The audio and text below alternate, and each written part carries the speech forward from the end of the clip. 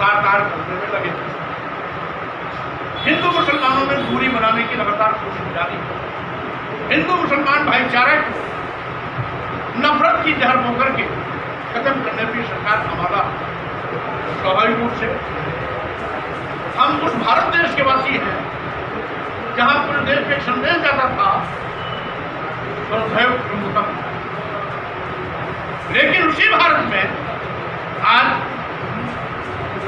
जाति उन्माद, धार्मिक उन्माद पैदा करके जाति आधार पर, धार्मिक आधार पर बड़े पैमाने पर सरकार द्वारा भेदभाव किया जा रहा है। आज लगातार इस प्रकार की आपराधिक घटनाओं की बाढ़ आई। विशेष रूप से SC, ST, OBC चुनाव में भाजपा के लोग बड़े प्यार से कहते हैं, हिंदू की दुहाई देकर हिंदू के नाम पर वोट देते हैं। सरकार में आने के बाद SC, ST, OBC जो वोट देते हैं वो हिंदू होता है, लेकिन प्रधानमंत्री मुख्यमंत्री बनने के बाद इनकी नजर में वो इनका दुश्मन बन जाता है। अगर वाकई में SC, ST, OBC को हिंदू मानते होते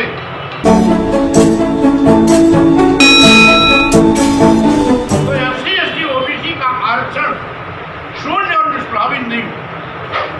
आज SC, ST, OBC का आरक्षण जो भारतीय संविधान प्रदत्त है उसको शून्य और निष्प्रभावित कर दिया गया। यहाँ तक कि सामान्य मेरिट से ज्यादा अंक लाने वाले SC, ST, OBC के नौजवानों को इंटरव्यू में नॉट फाउंड सुटेबल कह करके बैरंग वापस कर दिया जा रहा है। ये जाति आधार पर घृणा, नफरत, भेदभाव का एक जीवन मिसाल है। यही नहीं, इसके साथ ही साथ आज इन पर बेतहाशा आपराधिक घटनाएं बढ़ी। अभी इसी हफ्ते में कोर्ट में एक 5 माह की बेटी के साथ बलात्कार की घटना हुई। जिन पुलिसकर्मियों ने पीड़िता को न्याय दिलाने की कोशिश की, अपराधी को जेल भेजा, वो सारे के सारे पुलिस थाना चौकी इंचार्ज, कोतवाल, CO सबको सस्पेंड कर दिया। भाजपा और सपा के दबाव में जो अपराधियों को बचाने की मुहिम चलाई, उसमें सारे पुलिस अधिकारी जो ईमानदारी से काम किए थे उनको लाइन हाजिर किया पहले, फिर बाद में सस्पेंड कर दिया। एक जांच विशेष के अधिकारियों को सभी पदों पर बर्खास्त किया। SP, CO, कोतवाल और चौकी इंचार्ज सब एक गिरफ्त। ये नंगा नाच शायद किसी भी सरकार में कभी नहीं देखने को मिला जो आज योगी सरकार में देखने को मिला।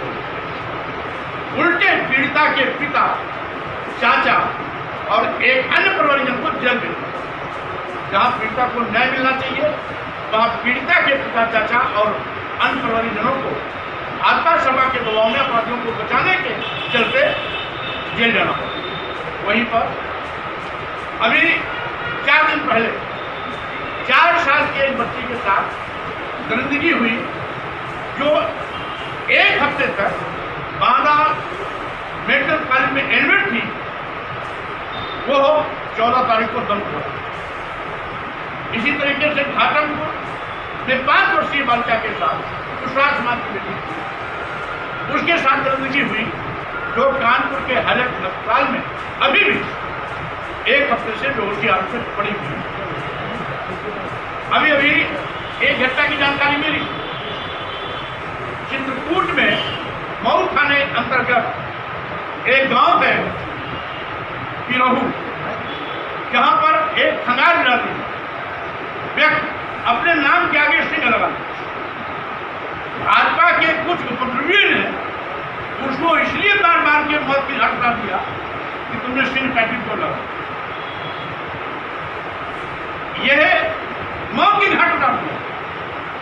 और यही नहीं, अभी मैं जब लखीमपुर आ रहा था, हरदोई के रास्ते से जब मैं मोहम्मदी में प्रवेश किया तो वहां पर थाना पशगवा गाँव मोहम्मदपुर हमें सैकड़ों मुस्लिम समाज के लोग मिले।